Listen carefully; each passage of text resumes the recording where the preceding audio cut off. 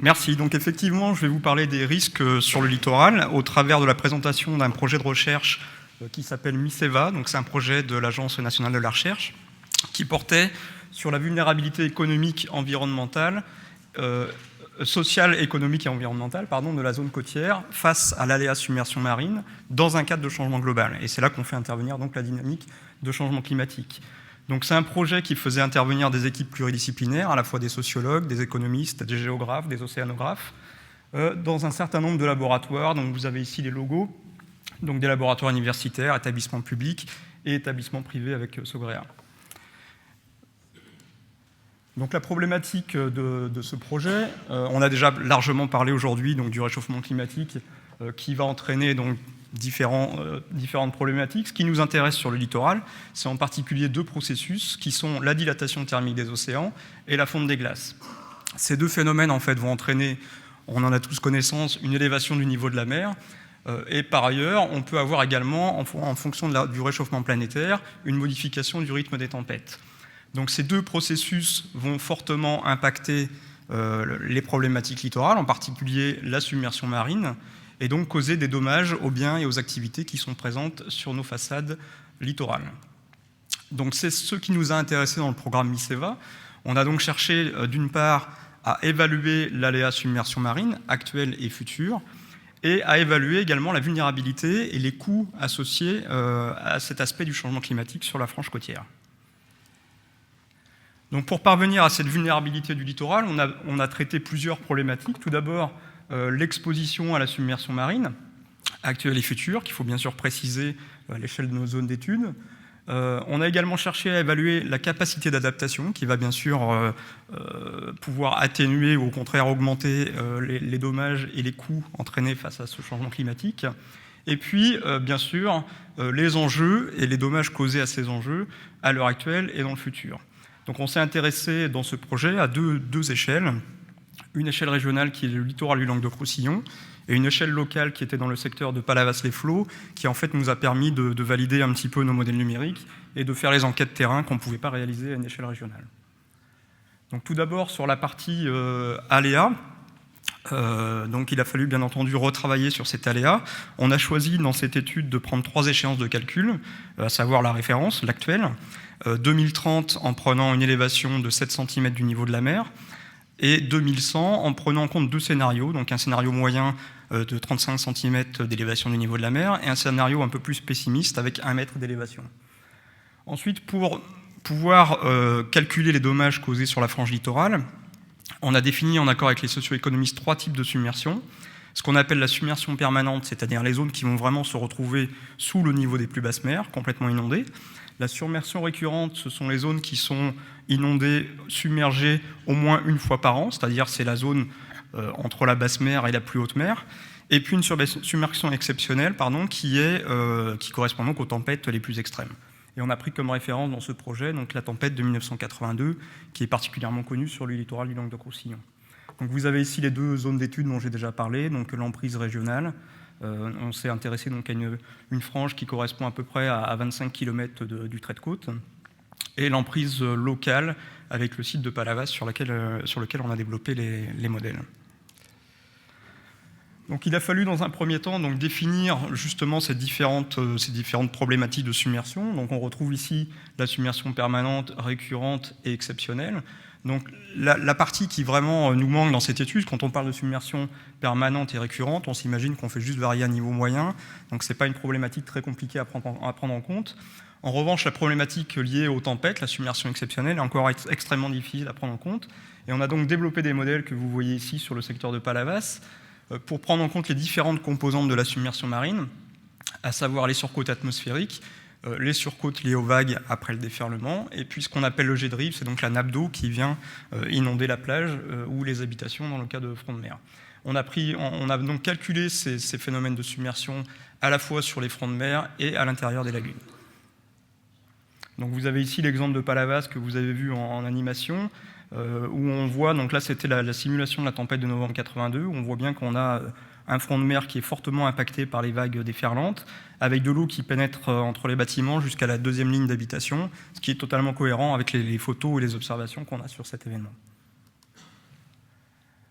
Alors les résultats de cette première phase de caractérisation de l'aléa, de la submersion, sont pas extrêmement surprenants. Le premier point, c'est qu'en fait, à l'échéance 2010 et 2030, ce sont essentiellement les tempêtes, donc la submersion exceptionnelle, qui va causer le plus d'impact. On s'y attendait un petit peu, étant donné l'élévation du niveau marin qu'on a pris en compte pour ces échéances. Et en 2100, on s'aperçoit qu'on a une augmentation progressive du risque et des surfaces exposées, avec un seuil topographique, lorsqu'on parle de surface exposée, qui apparaît clairement aux alentours de 2080, c'est-à-dire que passé cette date, on a vraiment une augmentation très importante des surfaces qui vont se retrouver submergées. Donc bien entendu, comme tout ce qui vous a été présenté aujourd'hui, ce sont des approches de modélisation qui ont certaines limites. La première limite assez évidente, c'est qu'on est parti de scénarios d'élévation du niveau de la mer, donc qu'on ne maîtrise pas du tout dans cette étude, et qui sont bien entendu discutables, même si le fait de prendre en compte un certain nombre de scénarios est tout à fait utile pour la prise de décision. L'échéance 2030 est totalement dans la variabilité climatique, on en a déjà parlé aujourd'hui. Et l'autre problématique était la source de données, en fait. On a des données qui peuvent avoir des erreurs et des incertitudes assez importantes. C'est notamment le cas des modèles numériques de terrain, c'est-à-dire les reliefs sur lesquels nous, on va propager notre submersion marine et les inondations. Et là, effectivement, selon l'échelle à laquelle on s'intéresse, on va avoir des topographies, des modèles numériques de terrain qui ont une qualité variable. Et quand on parle de quelques centimètres ou quelques dizaines de centimètres de submersion marine sur une topographie à plus ou moins 50 cm, plus ou moins 1 mètre, on se rend compte des incertitudes qu'on entraîne dans les cartographies.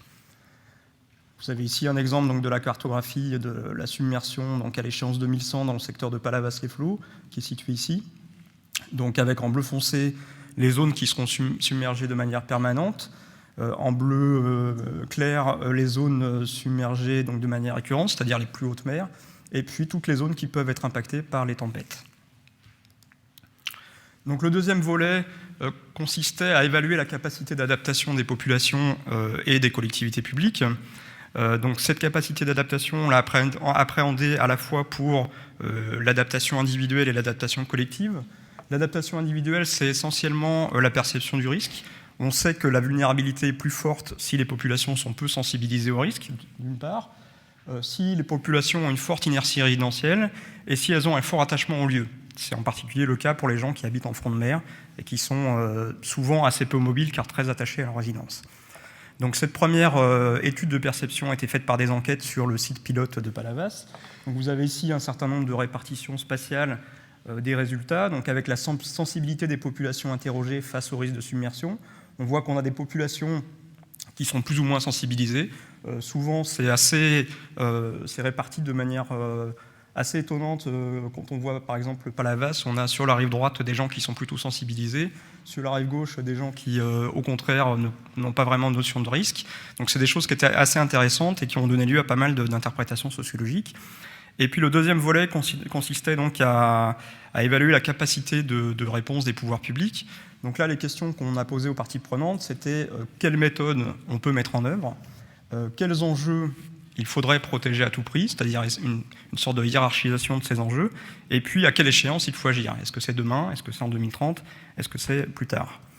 Donc ces différentes enquêtes ont permis d'avoir une bonne notion de ces adaptations individuelles et collectives à l'heure actuelle. La deuxième étape, quand on veut se projeter à des échéances 2100, c'est d'imaginer des perspectives d'adaptation à ces échéances. Donc jusqu'à l'échéance 2030, en fait, on a considéré que la tendance démographique, socio-économique qu'on observe depuis les années 90 allait continuer. Donc on a prolongé cette adaptation. Et puis, à partir de l'échéance de 2030, il a fallu imaginer un certain nombre de scénarios, donc avec des scénarios d'anticipation ou non de la submersion marine. Dans le cas de non-anticipation de la submersion marine, c'est ce qu'on appelle la perspective de déni. Donc les acteurs publics ne font rien face à cette submersion marine qui est complètement reniée. Dans le cas d'anticipation de la submersion, on peut là aussi avoir une absence d'adaptation des pouvoirs publics, c'est ce qu'on appelle le laisser-faire, c'est une des stratégies possibles. Ou alors une adaptation planifiée qui là va aller d'une perspective de protection intégrale jusqu'à une perspective de relocalisation des biens et des services littoraux. Donc c'est ces différentes perspectives de futur que nous avons utilisées en tant que scénario pour évaluer la vulnérabilité et les dommages à l'échéance 2100. Donc le dernier point, bien sûr, concerne l'évaluation des enjeux. Donc les enjeux, en fait, la première étape, la première question, c'est quels sont les enjeux qui sont impactés sur le littoral. La deuxième question, c'est quels vont être les effets des submersions sur ces enjeux.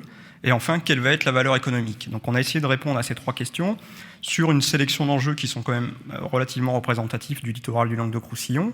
Donc la première problématique, ce sont les eaux souterraines et les services associés, avec les phénomènes de salinisation des aquifères côtiers. La problématique de plages, dunes et des services rendus par ces systèmes. Les territoires agricoles avec la perte de territoire ou la modification des usages. Tout ce qui concerne les territoires artificialisés. Et enfin, les lagunes et les zones humides. Donc aujourd'hui, je vais focaliser ma présentation sur deux de ces enjeux qui concernent particulièrement l'eau, puisque c'est bien la thématique aujourd'hui. Donc les eaux souterraines et puis les zones humides périphériques.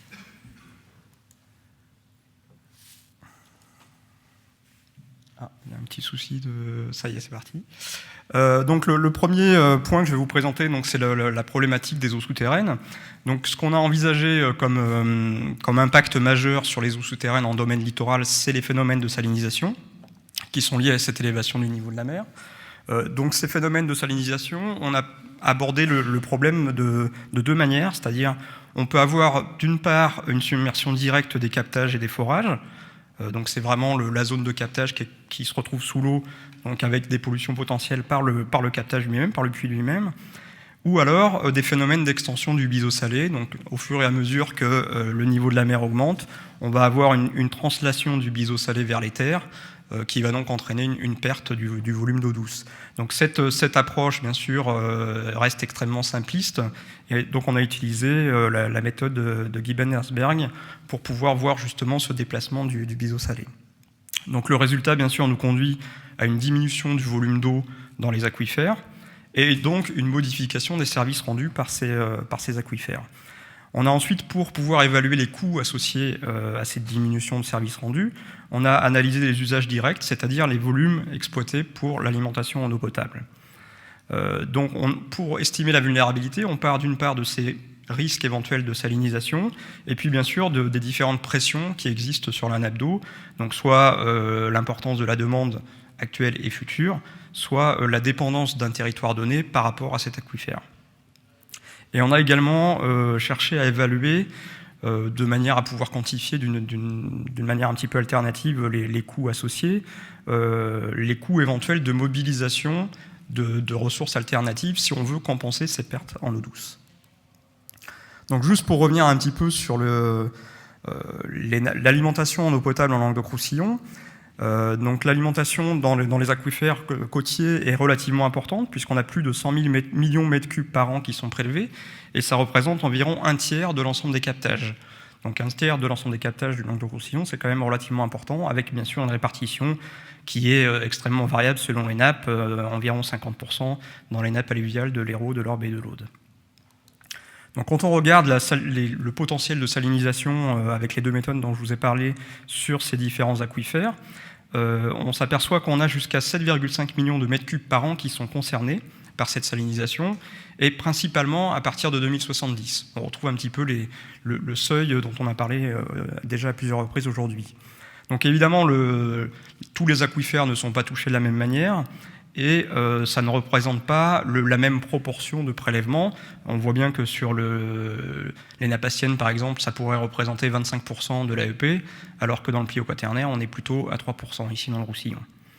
Donc les coûts de substitution vont être évidemment très variables en fonction des territoires, et on a calculé à partir de la méthode de Zou que si on devait compenser ces pertes d'eau douce par du dessalement d'eau de mer, par exemple, on aurait des coûts qui seraient de l'ordre de 6 à 9 millions d'euros par an.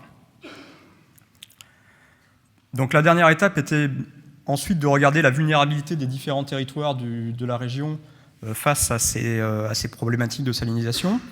Donc on a ici développé un certain nombre d'indicateurs. Le premier indicateur, c'est la part du volume prélevé potentiellement salinisé par rapport au volume total prélevé dans l'aquifère. C'est ce qu'on voit ici, c'est l'exposition. Donc évidemment, quand on est à 1, ça veut dire que tout l'aquifère peut potentiellement être salinisé. Et ensuite, on a un indicateur de capacité d'adaptation qui va dépendre d'une part de la dépendance du territoire à cet aquifère pour l'alimentation, et d'autre part de la tension et de l'évolution de la tension sur cette demande en eau potable. Donc on se retrouve avec une classification un petit peu des différentes communes littorales à l'échelle du Languedoc-Roussillon. Donc on va se retrouver avec des villes du type 7 qui sont faiblement vulnérables, puisque seulement une toute petite partie de l'aquifère peut être potentiellement salinisée, même si la tension et l'adaptation est relativement faible sur la commune. Et d'autres communes comme Villeneuve-les-Maglones, où là par contre on a une vulnérabilité extrêmement forte, puisque la quasi-totalité de l'aquifère peut être potentiellement salinisée. Donc voilà un petit peu pour le zoom sur les aquifères côtiers. Le deuxième point que je voulais aborder aujourd'hui, c'était les habitats périlagunaires. Donc là, en fait, l'impact de la remontée du niveau de la mer sur ces habitats est essentiellement la répartition de ces habitats sur le littoral, qui va dépendre de la salinité du sol. On a considéré comme hypothèse de départ que lorsqu'on a une submersion permanente, on a une perte totale des zones humides, puisqu'elles se retrouvent complètement inondées. Une submersion récurrente, on va avoir une translation des habitats, que je détaillerai un petit peu après. Et puis pour la submersion exceptionnelle des tempêtes, on considère qu'on a peu d'impact, puisque ce sont de toute façon des milieux qui sont habitués, entre guillemets, et adaptés à ce type de situation. Donc la méthodologie a été de définir, à partir des données Natura 2000, les habitats les plus représentatifs de la région.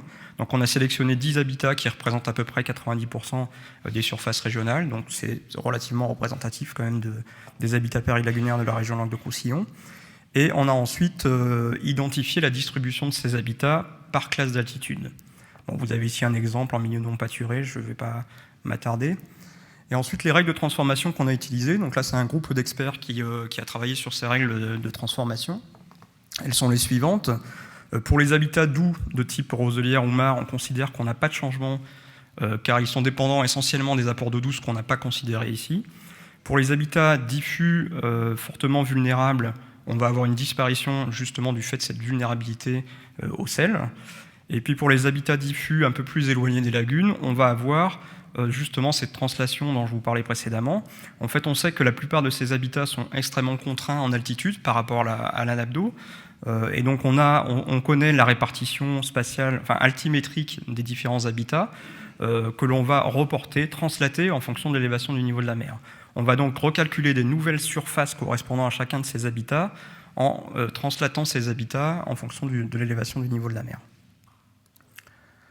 Donc à titre d'exemple, quelques résultats donc pour l'échéance 2100. Donc on a des habitats qui sont faiblement impactés, c'est par exemple les mares temporaires, mais qui sont assez peu présentes en Languedoc-Roussillon, ou par exemple les roselières qui sont relativement peu impactées, et des habitats fortement impactés, comme par exemple les prés salés, donc pour le service rendu d'élevage, c'est particulièrement important, et d'autres habitats qui sont plutôt en progression.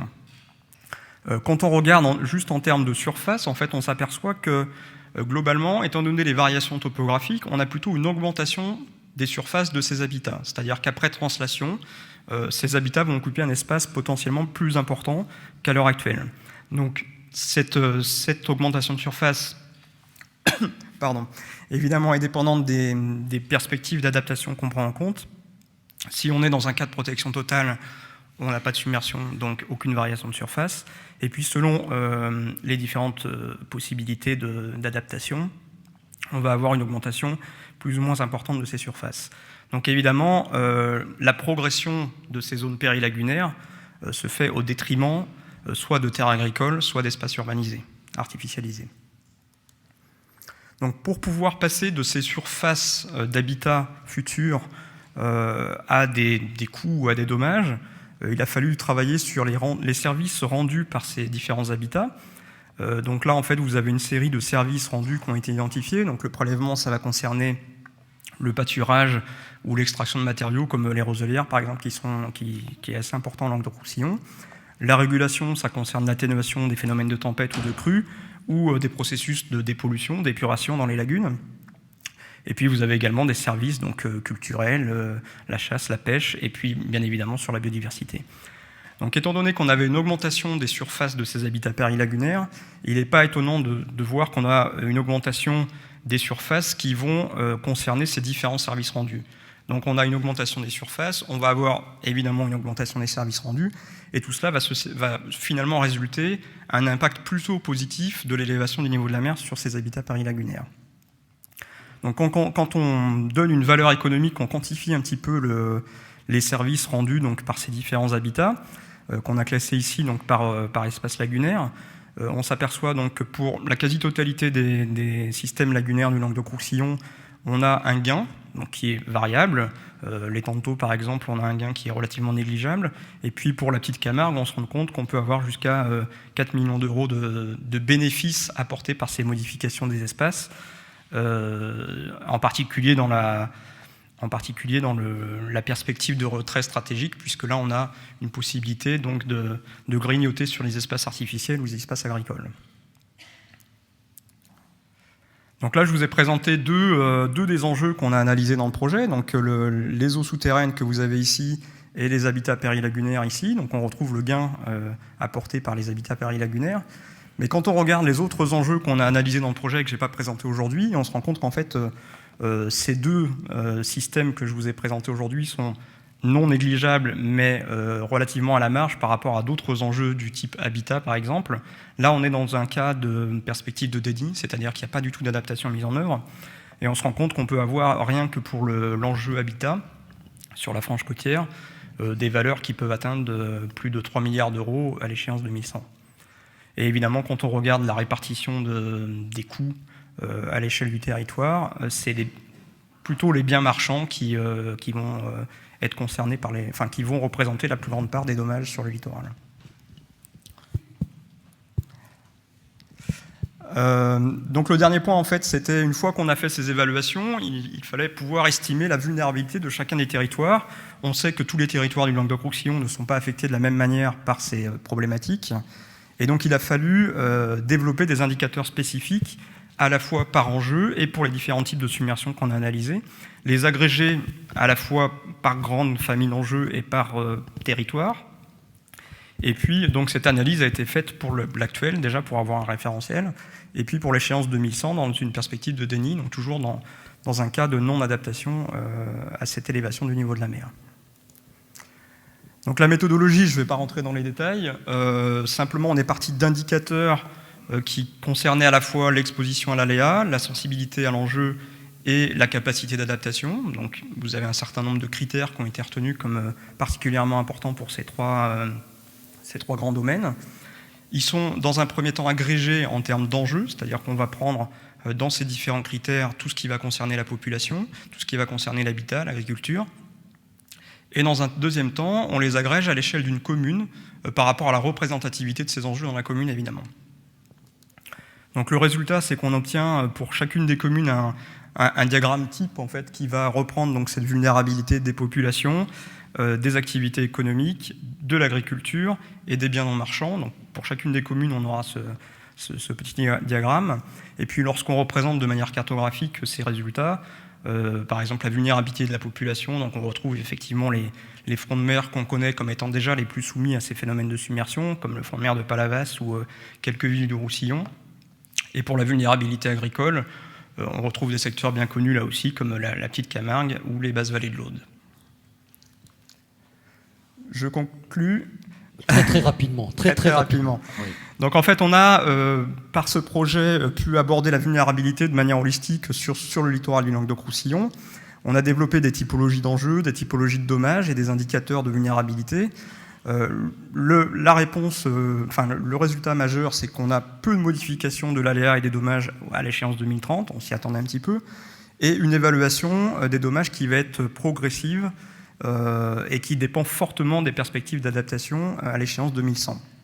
Donc évidemment, on a parlé aujourd'hui d'incertitude, de limites. Ce projet-là ne déroge pas à la règle. Il y a quelques points qu'il faudrait encore analyser, notamment valider la faisabilité et l'acceptabilité des perspectives d'adaptation qu'on a choisies. Alors ces perspectives d'adaptation, on les a discutées avec des parties prenantes, on ne les a pas choisies complètement au hasard, mais évidemment il faut aussi que ce soit des perspectives qui correspondent aux envies de la population. La deuxième chose, c'est de compléter la définition de l'aléa. Donc là, c'est essentiellement améliorer les cartographies qu'on a pu faire avec des sources de données un petit peu plus fiables qui existent probablement maintenant. Compléter l'approche sociale, économique et environnementale. Donc il y a certains enjeux qu'on n'a pas du tout analysés, c'est le cas des infrastructures, non négligeables en Languedoc-Roussillon. l'analyse systémique des dommages qui n'a pas été aussi poussée jusqu'au bout, et puis la capacité, la perception et la capacité d'adaptation. En fait, la plupart de ces enquêtes ont été réalisées avant Xynthia, et bon, on peut légitimement penser que la perception du risque de submersion marine a été un petit peu modifiée par cet événement. Et puis bien sûr, on a parlé d'incertitude, j'en ai pas du tout parlé aujourd'hui, mais bon, elle reste estimée de manière qualitative et il faudrait pouvoir aller un petit peu plus loin sur ces problématiques. Dans le domaine de l'eau, pour terminer, on a vu qu'on a utilisé pour les aquifères côtiers une méthode relativement simpliste. La problématique de biseau salé et de piézométrie est très complexe, on l'a vu ce matin dans les présentations, et donc il faudrait vraiment travailler un peu plus sur ces problématiques. Ce qui reste aussi à préciser, ce sont les besoins, les usages, et puis l'évolution sur tous ces usages. Et enfin, le lien entre les différentes catégories d'enjeux qu'on a pris parfois de manière indirecte, mais qu'on n'a pas toujours extrêmement bien croisés, notamment les liens entre les zones humides dont j'ai parlé aujourd'hui et l'enjeu agriculture ou souterraine. Voilà, je vous remercie. Merci.